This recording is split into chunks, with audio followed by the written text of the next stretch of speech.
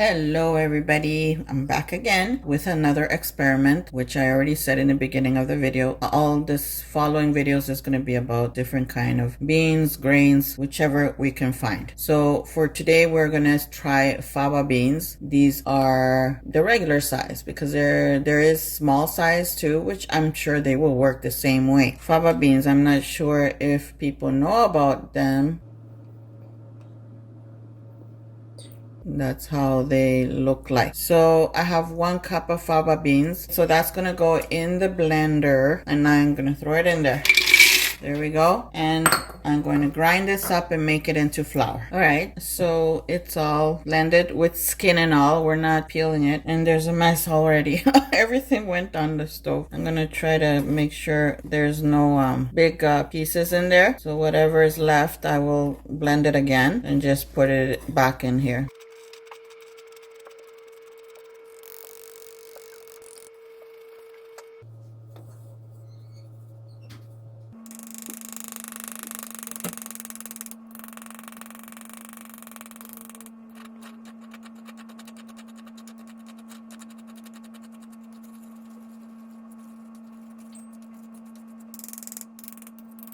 Okay, so that is done. In my pot, I only have half a cup of water. I'm gonna do how I did it the first time, I think, or the second time.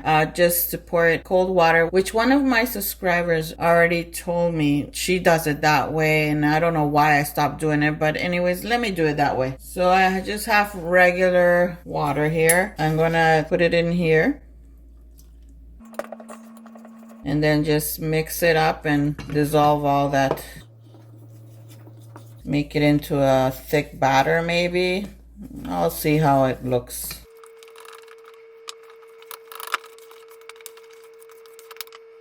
So I guess I'm going to use the whole cup, looks like so far.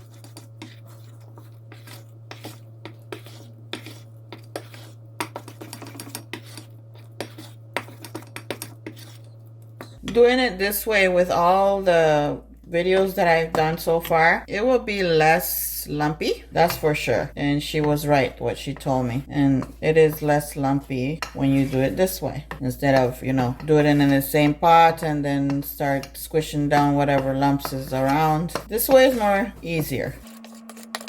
Okay, so we have a thick batter. So I'm putting all the full cup of water there. And then we're just going to start with that half cup that's already in the pot. Some of the flour went in there already. All right, so I'm satisfied with the way it looks. So not too thin and not too thick. That's the way I like it. Now I'm going to add some salt because I don't want it to be flavorless because I'm going to fry these up in coconut oil. So just some salt, and since my blender had a leftover cumin that I grinded up, there's already a touch of cumin in here.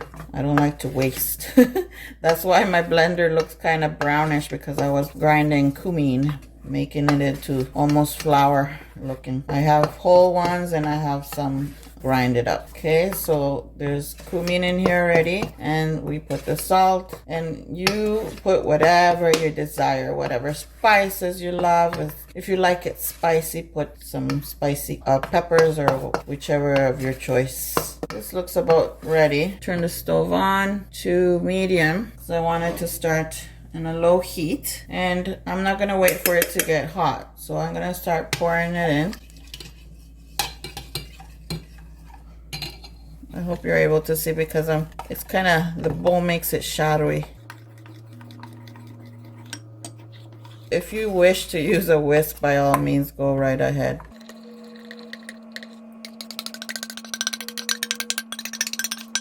And by the way, I wanted to tell you, I made the lentils the last video, and my dog was curious.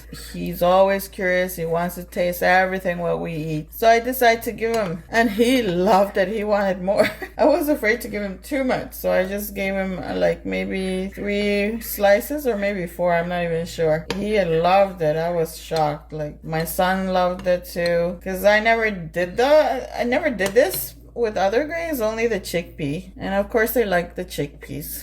kind of foamy, if you notice that. Kind of foamy. Since that's still a bit cold, I'm gonna grease up my little molds. My molds are ready. Now I can just keep on making sure once it starts heating up, we have to make sure we stir all the time so it doesn't overstick in the bottom and then it starts burning.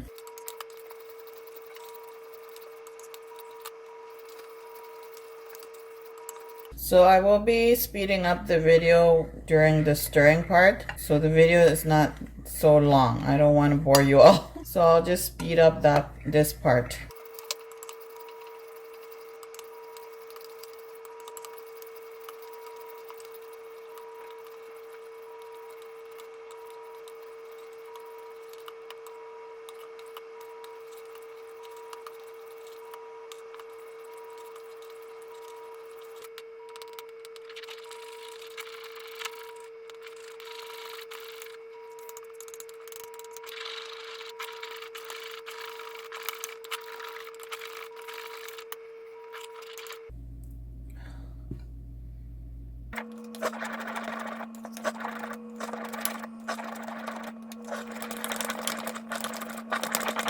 Okay, I'm gonna turn this off, and since the stove is still hot, it's still cooking. Okay, so it's basically almost 5 minutes. All right, I need a spatula.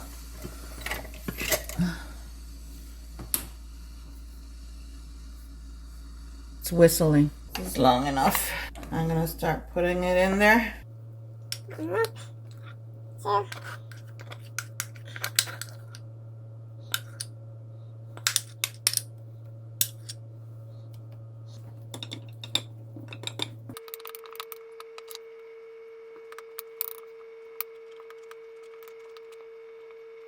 So there we go. I try to level it as much as I can. And let me put water in this pot and put it back on the stove so it all unsticks from the bottom. All right, so this is gonna stay one side to cool, and I'll be back after 2 to 3 hours to check if it goes firm just like the chickpeas. All right, so I'll be back.